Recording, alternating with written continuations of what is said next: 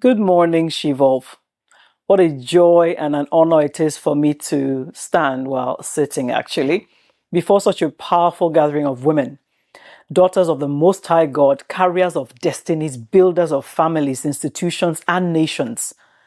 Now, please allow me to first take a minute to celebrate our absolutely amazing convener, Ezinne, a woman very much after my heart. I celebrate you, my darling.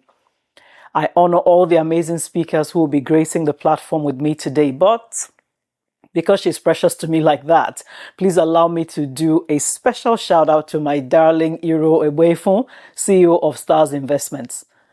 I know that I'm speaking to a room full of phenomenal women, women who are clearly not waiting for the future to happen, but are here to shape it.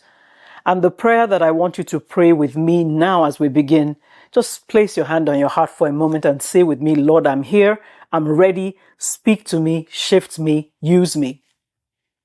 Today I'm before you not just in my capacity as the founder and CEO of Falcon Corporation Limited, as a leader in the energy sector, but more importantly, as a woman who has walked with God through the valleys and the mountaintops of business, leadership, ministry, marriage, motherhood, self-discovery, unfolding purpose, and impact. I stand in my God-given assignment as the impactoneer because I'm persuaded that true wealth is not just about what you accumulate, but the impact you create, the lives you transform, and the legacy that you leave in obedience to God. Now, our theme at this conference is integrity as its core, how values shape leadership.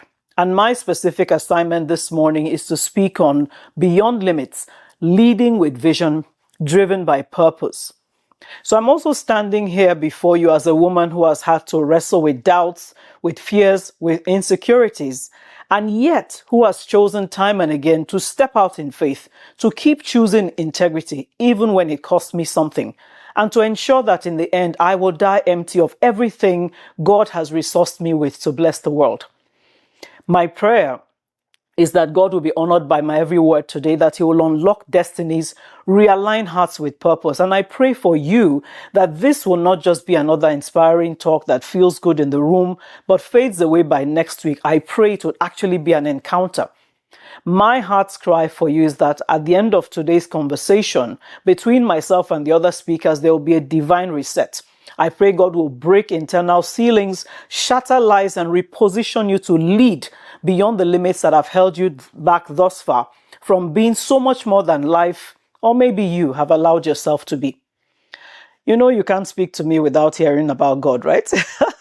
So let me quickly say that the Bible tells us in Ephesians 3:20 that God is able to do exceedingly abundantly above all that we can ask, think, or imagine according to the power that works in us. And that means, my dear sister, that God's idea for your life is already beyond limits. The question is, will you agree with Him? The SHEVOLVE theme this year, again, integrity at the core, how values are shaping leadership, is not just theory for me. It is actually the story of my life and my work. From those early days of my company, Falcon Corporation, when we were just a small indigenous company trying to find our place in an industry dominated by foreign players, I have learned that the true test of leadership is not just how high you rise, but how deeply you stay rooted in your values. I have learned that leadership really is about navigating limits of systems, structures, resources, and so on, then seeing past those limits and choosing to build anyway. Working in Nigeria's energy and gas infrastructure space, I have learned that this leadership demands of us resilience, discipline, and above all, integrity. So mine is really a story of building a company from modest beginnings in 1994 into 32 years later, a trusted name in Nigeria's gas space. And I've done this not by cutting corners, but on insisting that our governance, our ethics, and our faith would not be compromised. So as we explore beyond limits, leading with vision driven by purpose, I want to invite you into my journey, but more importantly, into your own. And my prayer is that as I share some of my reflections on this journey today, that it won't just inform you, but it will awaken something deep inside of you. Let me ask you a question. What would it look like if every woman in this room decided to lead, to pursue a life of impact beyond the limits that have been placed on her or that perhaps she has placed on herself. When we say beyond limits, we are not denying the existence of real constraints. When we talk about limits, we often think of the things that stand in our way in terms of systems, structures, culture, and sometimes people, those very real external barriers, from gender biases to unequal opportunities that we have to grapple with as women. Listen, my leadership journey did not begin with a title. Like many of you in this room, it began with conviction, curiosity, hard work, and a willingness to learn. Purpose came before I ever had a platform, and that is what has kept me leading from a place of authenticity. I remember walking into many rooms early in my career, and can I confess, many times today, where I was the only woman. Most times I was the youngest person, and many times I was one of the very few indigenous entrepreneurs at the table. No one expressly said you don't belong here, but the atmosphere tried to whisper it. And in those moments, I always had a choice: to shrink to fit the room or grow to fit my calling. In the room today and listening online, I know our female leaders across every level of corporate and scale of business.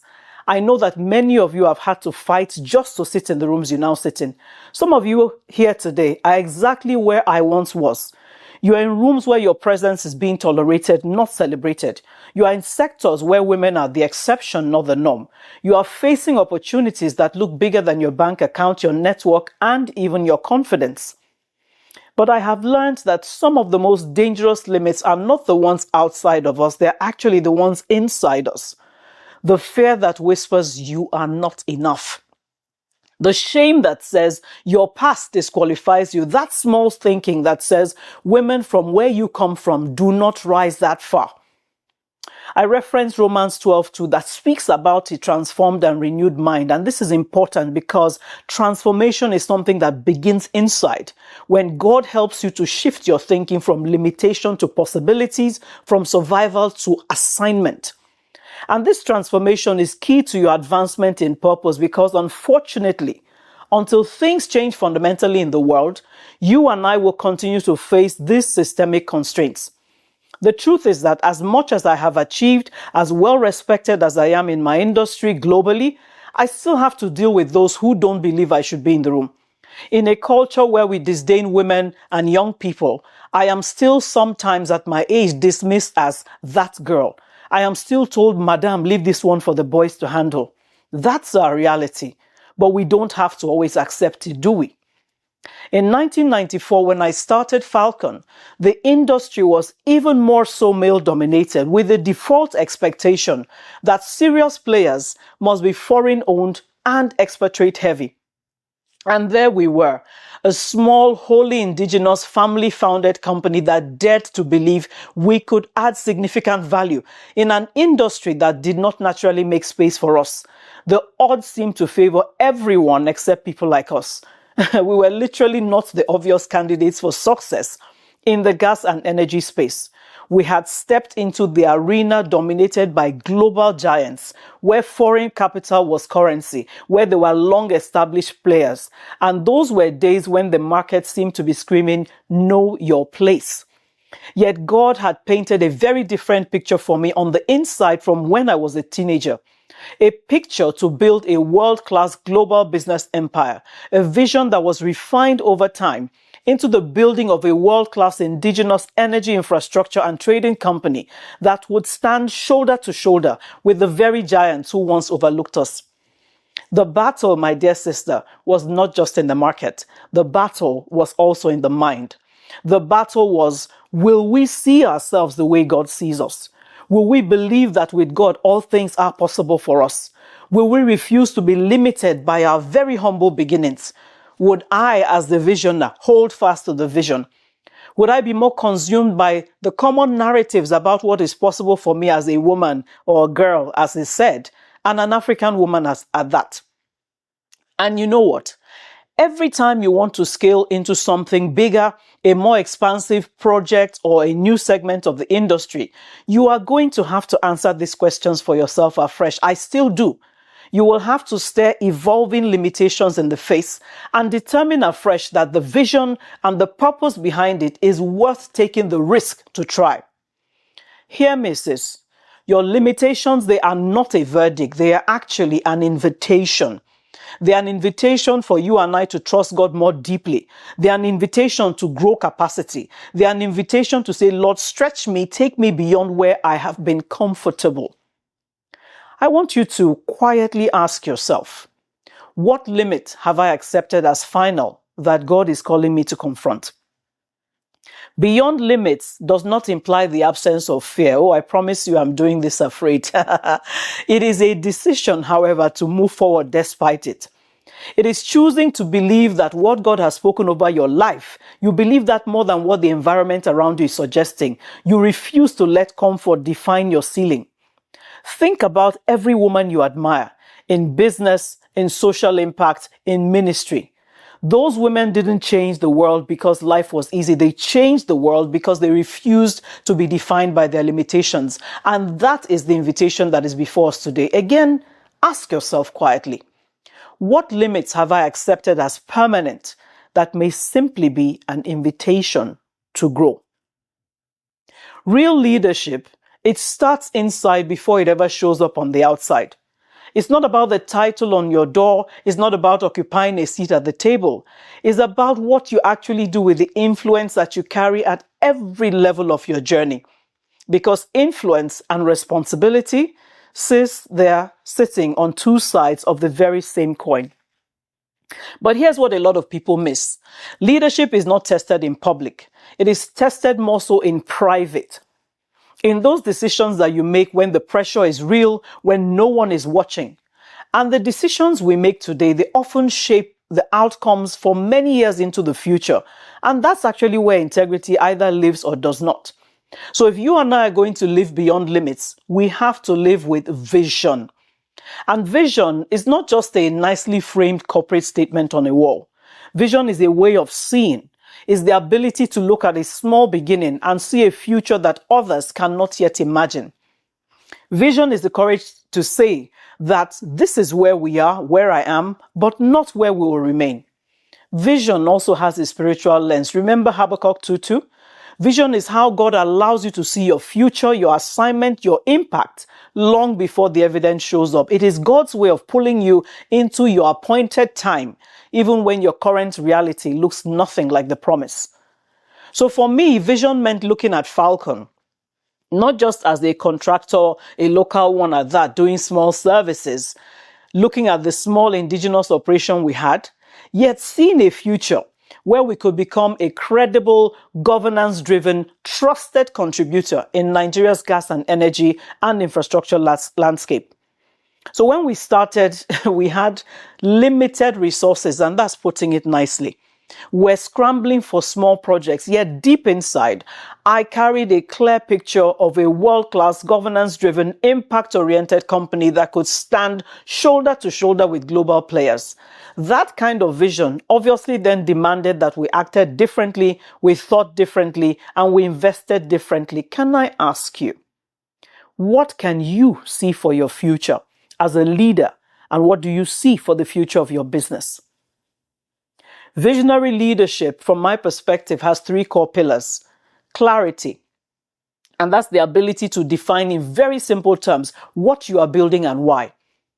You have to be able to answer, where are we going? Why are we going there?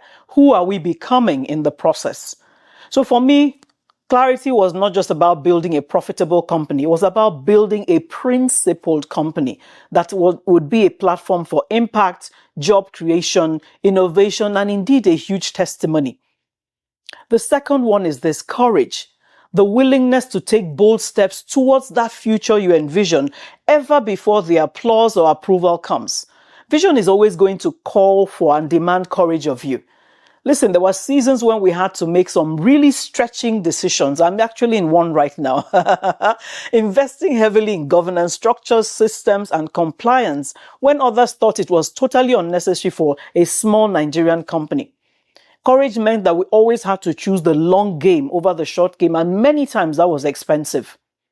The third pillar is this consistency, the discipline to show up again and again, aligning your decisions with that long-term picture. Vision is not sustained by this one decision. No, it's sustained by the hundreds of daily, often unseen choices that you make in alignment with where you believe God is taking you. Showing up, building capacity, refining your processes, having hard conversations. So let me share a bit about the Falcon story. From inception, because of what I could see, we chose to begin to establish policies and procedures to build, continually improve and strengthen our systems, commit to best-in-class governance, and invest in quality even where it stretched us. We could have stayed small and safe doing things anyhow or doing things based on average. But like I said, the vision was bigger. And as we began to grow, we were determined to expand more aggressively into gas distribution and infrastructure. We needed significant investments, and opportunities then opened up for conversations with investors and finance institutions. Their level of due diligence was intense. They scrutinized our books, our structures, our governance frameworks. And you know what? All those years of building systems, of putting governance in place, on insisting on the boring integrity of doing the right things, even when no one was applauding, those things began to speak for us. Doors that would have been closed opened because our internal reality matched the excellence we proclaimed. That commitment became the cornerstone in attracting venture capital from African Capital Alliance back in 2005. And since then, we've gone on to build credibility with commercial banks and institutions that we still work with today, like the Bank of Industry, the NIDF, and so on. Those doors did not open because we were loud. They opened because our vision was backed by strong values, systems, integrity, and consistency over time. I have never lost sight of what I was mandated to build, and that vision remains my anchor. But vision is not just about your organization. It's also very personal. So let me ask you, what is your vision for your life as a woman, as a leader, as a steward of influence? Your vision is not just a motivational poster. Let me assure you, it is actually a mandate, and heaven is waiting for your agreement. Without vision, you will interpret the challenges you face as rejection. But with vision, you will interpret them as preparation. So I would like every woman in the room to pause here and ask, what is my God-given vision? Have I articulated it in writing somewhere? Have I been living in alignment with it or merely admiring it from a distance? I want you to think for a moment. If you removed fear and real or perceived limitations from the equation, what future would you dare to envision for yourself? Vision answers where, and purpose answers why. Vision answers the question, where are we going? And purpose answers the question, why does it matter? Purpose is the reason you exist. It is the divine intention behind your gifts, your experiences, and can I say, even your pain. Ephesians 2:10 tells us that we are God's workmanship, created in Christ Jesus for good works that God prepared beforehand that we should walk in them. That means that there are good works with your name on them. There are assignments that heaven expects you to fulfill.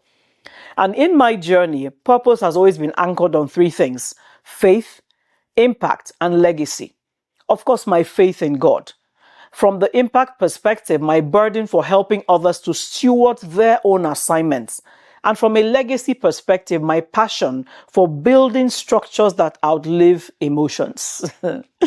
Purpose is that fuel that keeps you moving when progress is slow, when people don't understand you, and when the cost of obedience is high. Purpose is what makes you say, I will not quit because this is bigger than me. There's so many that will be blessed by my not giving up. For instance, I do not see my business as a mere platform for profit. I actually see it as a pulpit for impact, a way to serve people, to shape the culture, and to honor God. So business for me is ministry. Whether I'm coaching, whether I'm mentoring, whether I'm speaking, to me, these are all expressions of purpose and they're all ministry. There have been moments when, even in the business side, where lucrative opportunities were placed before us. Opportunities that would have significantly boosted our revenues, but that would have required us to look away from the standards we hold dear. Perhaps to ignore a regulatory expectation or requirement here or there, to cut a corner here or there, or accept a partnership that did not align with our values. And I can tell you that in those temptations, sometimes when you're looking at what is before you, the temptation is real. You could tell yourself everyone is doing it. Why do we have to be the ones that insist on the higher road? But I have taught, and I remind myself often, that integrity in business is not just about making the right choice once. It's about making the right choice consistently, even when it costs you. To discover or deepen your purpose, you need to listen intentionally to 3 voices. First, the voice of your pain. What breaks your heart? What have you suffered, survived, or seen that you cannot shake? For me, some key things have been underrepresentation of women in leadership, the gaps in governance in African businesses and institutions, and the misuse of power that undermines human dignity. The pain points you face are areas that God wants you to be a solution in. Secondly, listen to the voice of your joy. What makes you come alive? I come alive when I speak, when I coach, when I teach, when I help leaders build sustainable, value-driven organizations, when I see the lights come on in people's eyes as they realize who they are in God. Your joy also reveals where you are graced. Thirdly, listen to the voice of your values. What are the non-negotiables that you will not trade for convenience? For me, these include faith, integrity, and excellence. They are non-negotiables. They are lines I will not cross by the grace of God. Purpose aligns your pain, your joy, and your values, uniting them into a very clear why. And when you're anchored in purpose, you become difficult to bribe, difficult to distract, you are harder to shake, harder to derail, and truly difficult to dislodge on your journey. In all this, we must have the conversation around integrity. It's the foundation.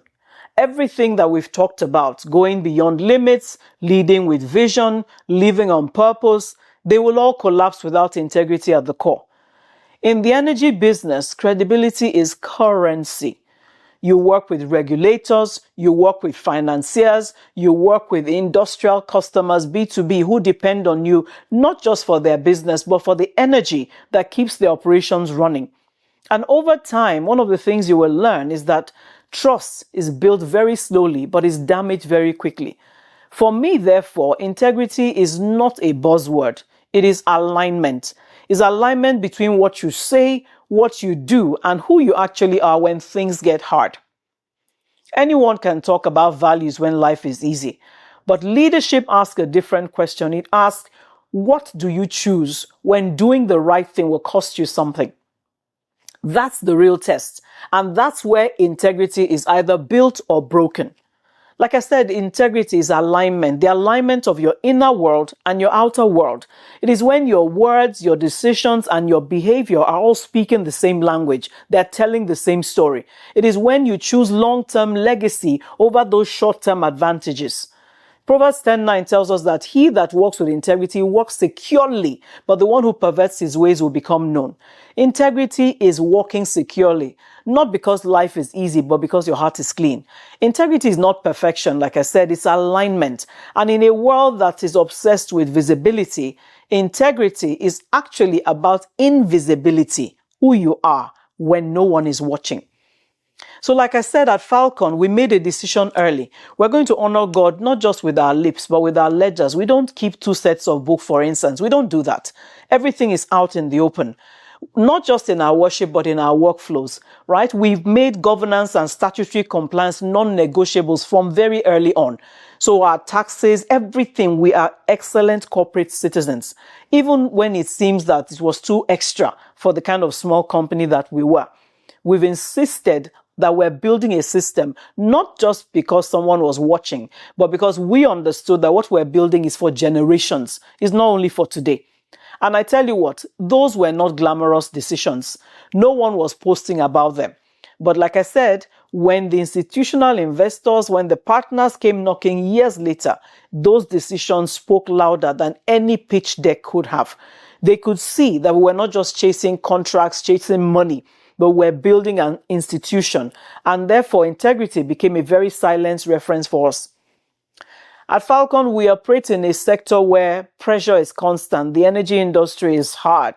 The projects are capital intensive. The timelines are tight. Market conditions can change very quickly. And in those kinds of moments, your leadership is constantly being tested. If you're not careful, you will promise more than you can deliver. You will move faster than safety allows. You will stretch projections because the opportunity looks attractive and you want to secure it. But you know what? If you are driven by your values, you will take some kinds of steps and decisions at those moments.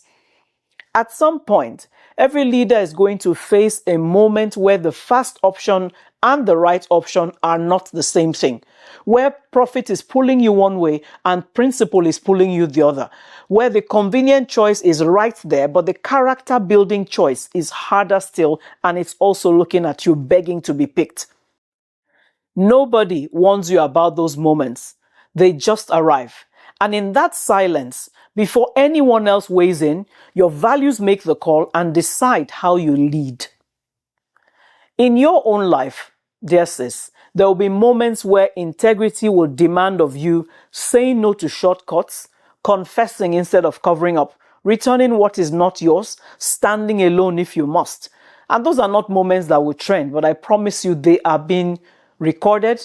God is a rewarder. He says he will not withhold any good thing from those that walk uprightly. You may lose an opportunity, but you will not lose God. And if you don't lose God, you have not lost anything that truly matters. In my own life, therefore, integrity for me also means asking regularly, what is God's standard here? Not what can I get away with, but what reflects who I truly am and whose I truly am. So let me ask you, if you would do some hard reflection and ask yourself, where are you currently tempted to dilute your values? Either because you want to fit in, to be liked, to move faster. And what might it look like to stand firm, trusting that the God who sees in secret will reward you openly? Integrity may slow you down in the eyes of men, but it actually accelerates you in the plan of God. Listen, this thing about vision, it's so big. Many of you, I promise you, are going to find yourself before opportunities to step into uncharted territories that may at first seem scary. Let me encourage you. Remember this. Vision at the core is the capacity to see past what currently exists, past what the system tells you is too hard, too big for you, too risky, simply not possible yet. Think about what it means to operate in Nigeria's energy sector. You are navigating real complexity, regulatory hurdles. Many times the sheer kind of capital required to move and the market shifting. Many moving parts, they are not small things. But when I look at the landscape, personally, I don't just see the obstacles anymore. What I see is what the space could become. I see the gaps, yes, but more than that, I have learned to see the opportunities sitting inside those gaps. And that's what vision does for a leader. It's not fantasy. It's strategic foresight, and it pulls you towards something that you're building. So for Falcon, this has meant making some very uncomfortable calls. You know, when we were trying to scale our distribution business, it was not an easy path. We were required to raise kinds of capital I only ever heard about, on television. We had to walk into partnerships where people had already walked away.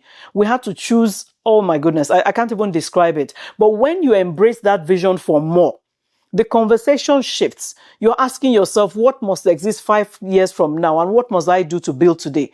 When we looked, for instance, within Ikorodu and saw that there was no gas in the Ikorodu area, whereas we had industries desperately needing natural gas to power their operations. It was a vision we could look at and say, if we take this risk, we will be able to enable energy optimization, clean energy at that, in the next few years. And now, 20 years later, we've been delivering natural gas to industries in the Ikorodu area. It's the same thing with what we've done with our 10,000 metric ton tank farm project in Port Harcourt, where we have decided that because there was an infrastructure gap there, and we saw how people are suffering out of that dearth of infrastructure and the impact on the pricing of the project, that is worth it to us to have made several billions of naira investment to build a tank farm in Port Harcourt.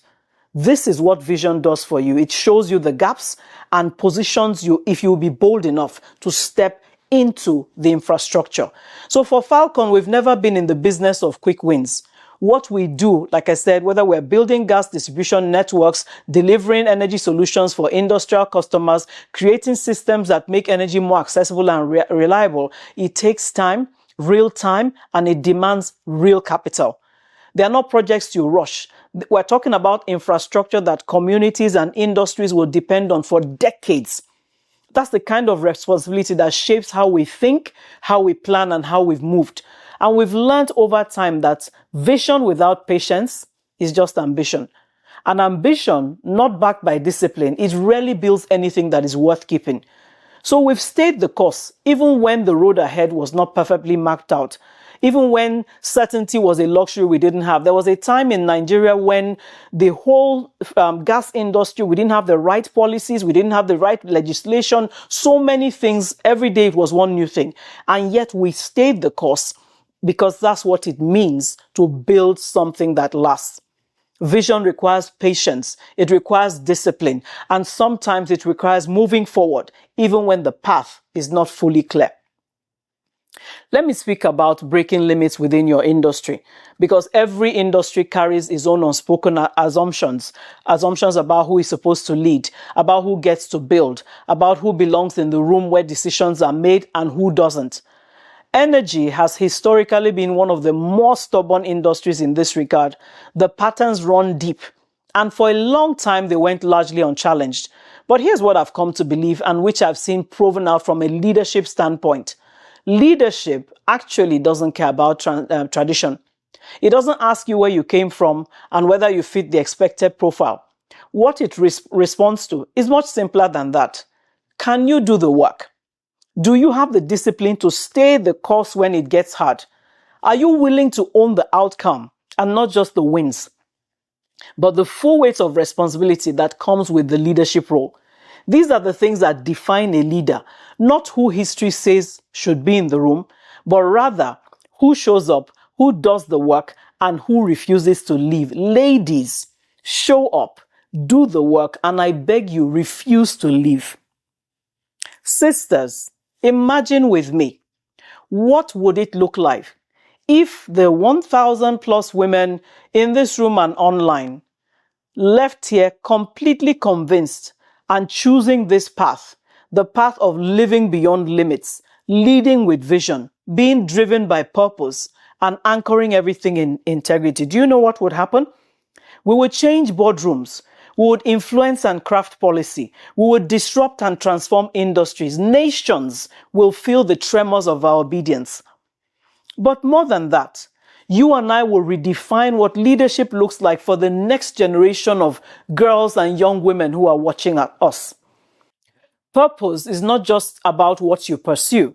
It's also about what you're willing to not pursue. There have been moments where I have chosen to slow down. Not because I couldn't move fast, but because moving fast was starting to cost something I was not willing to lose. The legacy that I'm building matters more than the pace. Purpose makes you selective. If you don't define your purpose, I'm sure you've heard this, you will inherit somebody else's. You'll be chasing someone else's metrics. You'll be building towards someone else's vision. And one day you'll look up and wonder how you got so far from where you are meant to go. So please define it for yourself early and return to it often. Because you see, purpose sustains leadership. When the ground shifts, it's not your title that holds you. It's not your title that you're anchored to. So I lead from stewardship, not from ownership. And that's a distinction that changes everything. It changes how you hold power. It changes how you spend your resources. It changes how you treat the people that are entrusted to you. Leadership is exciting when things are going well. But the real test, perhaps, is when things aren't. When progress stalls, when decisions are hard, when the outcome is uncertain. And in those moments, ambition is never enough. You actually need something deeper to hold on to. Leadership is not sustained by what you achieve. It is actually sustained on what you are built on. What are you built on? Can you answer that question for yourself? Let me share with you, because I talk all the time about legacy. A question that I come to sit with all the time is very simple. What will exist because I led? What will exist because you led? What will exist because you chose to step up? Because again, there's a difference between achievement and legacy.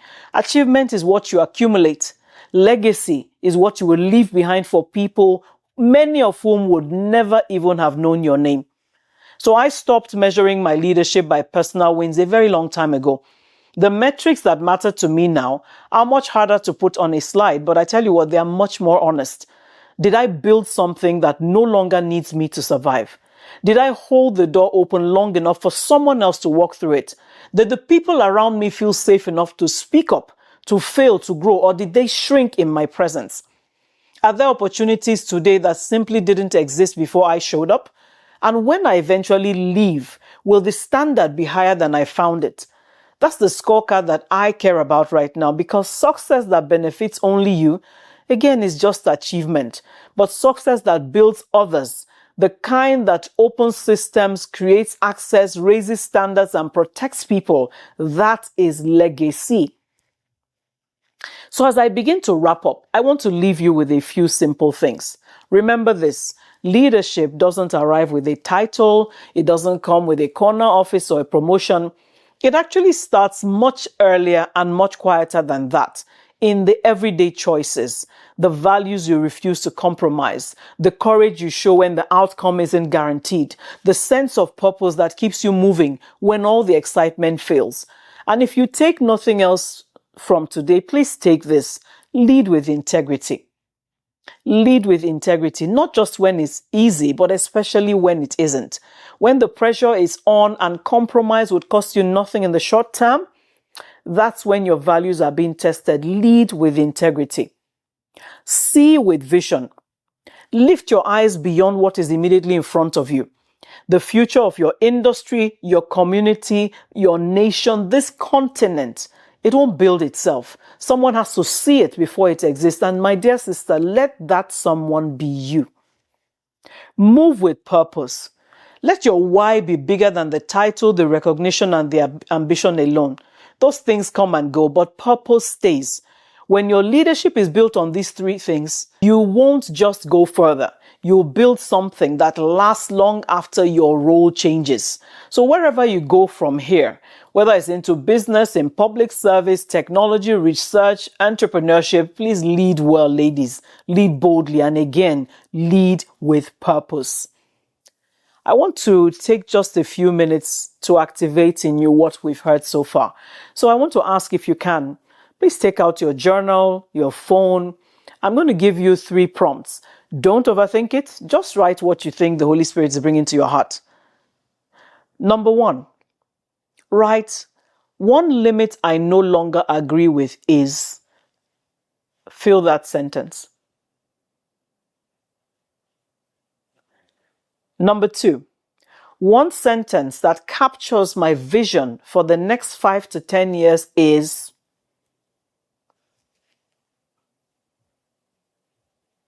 And number 3, one value I will not compromise again by God's grace is, and complete it. Let me take that again if you missed it. Number 1, one limit I will no longer agree with is this. You can write the prompts and complete them later. Number 2, one sentence that captures my vision for the next 5 to 10 years is. And number 3, one value I will not compromise again by God's grace is this. Now, if you're comfortable, let me also then ask you, please just place your hand again on your heart and whisper to God, Lord, I give you this limit. I embrace this vision. I stand by this value. Help me to lead beyond limits. So as we close, I want to remind you, ladies, not one of you is an accident. Not one of you is here by coincidence. Every single one of you is a woman on divine assignment. God has placed within you vision, gifts, ideas, burdens, strategies, and solutions that this generation needs. The enemy's strategy has always been to shrink women, to silence them, to bring them to the place of exhaustion, of self-doubt. But today, in the name of Jesus, I declare those limits are broken. You will no longer dim your light to make others comfortable. You will not trade your integrity for advancement. You will not abandon your purpose for applause. You were not created to live a small, shrinking life inside boundaries that God did not draw for you. You are called to lead in your home, in your workplace, your community, in your nation, on this continent, with a vision that sees beyond the present, with a purpose that outlives you, and with an integrity that becomes your true legacy. So my charge to you today, as your sister in purpose, I repeat, lead beyond limits. Lead with vision. Lead driven by a deep well of God-breathed purpose, and let your values be so visible that even in your absence, your integrity still speaks. Let integrity be one of the most powerful elements of your brand. Finally, I leave you with a declaration that for me captures my own identity and which I invite you to adopt it as yours. Say it with me. I choose to build where vision honors God, where purpose serves people, and where integrity writes the story of my legacy. Let's say it again together. I choose to build where vision honors God, where purpose serves people, and integrity writes the story of my legacy. And finally, say with me, I choose to let my light shine so brightly that men will see my good works and glorify my Father who is in heaven. Thank you so much, SHEVOLVE. Thank you, my beautiful ladies. Thank you, Ezine. Thank you, every marvelous speaker in the room. Thank you all for your yes to God. Thank you for being women who will go beyond limits with intentionality and purpose. And because I know of a certainty, there must be a few wonderful he for she men in the room. Thank you for being the ones that recognize your sisters as being people of capacity that deserve not just a seat at the table, but tables that they themselves built. God bless every single one of you. And I look forward to the interactive session that will follow here on. Thank you so much. God bless you.